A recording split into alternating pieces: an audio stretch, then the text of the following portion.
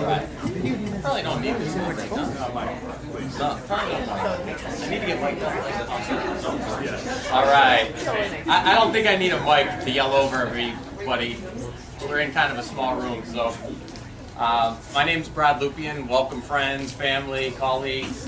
It's wonderful to see people from so many different walks of life, people that we work with, whole groups from all over. Thank you so much for coming out to support us.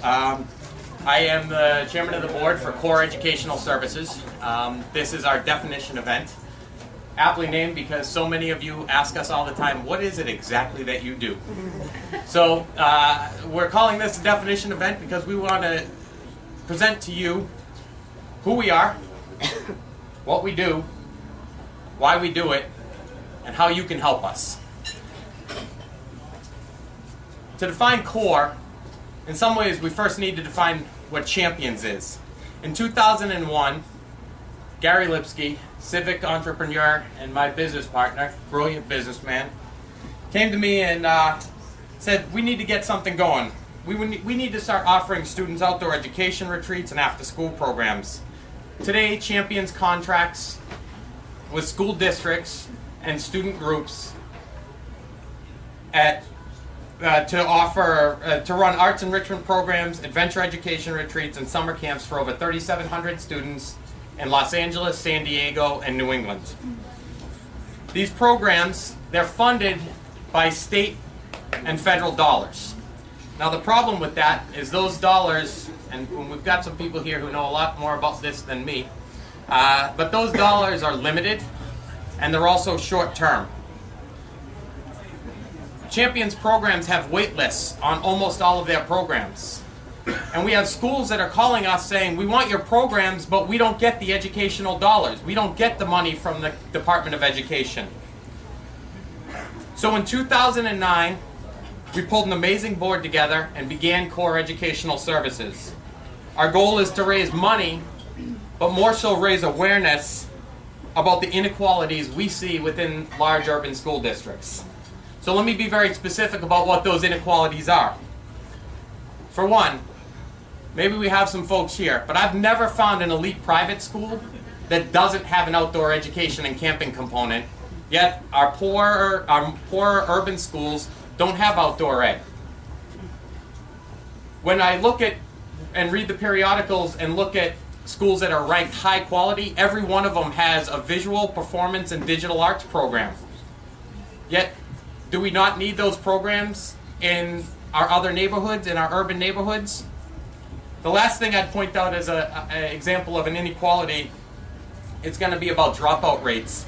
And I'm the first to admit that stats change based on who's reporting them. But the New York Times in June 2010 came out with a report, or reported, that 89% of kids in the state of Vermont graduate from high school. In California, it's only 71%. Nationally, 81% of white students graduate, only 63% of our Hispanic students graduate, and only 61% of our black students graduate. To be honest, the reports I read, a lot of them are worse than that. A lot are better, but again, it depends on who's giving us those statistics. Another example, the Manhattan Institute, a pretty well-established surveying group, came out and found that 55% of Latino students in California are graduating, while 78% of the white students are graduating. These are inequalities that Core Educational Services wants to address. So that is who we are and why we do what we do. Now the question is, what is it exactly that we do? I'm going to just give a couple of our projects. I'm going to list 3 of our projects that we're working on currently. One is the GOALS program. GOALS is an acronym for the Great Outdoors Adventure and Leadership Series. It's a year-long series of workshops around communication, team building, self-confidence building, critical thinking, job readiness. Each of those lessons is reinforced with an adventure sport.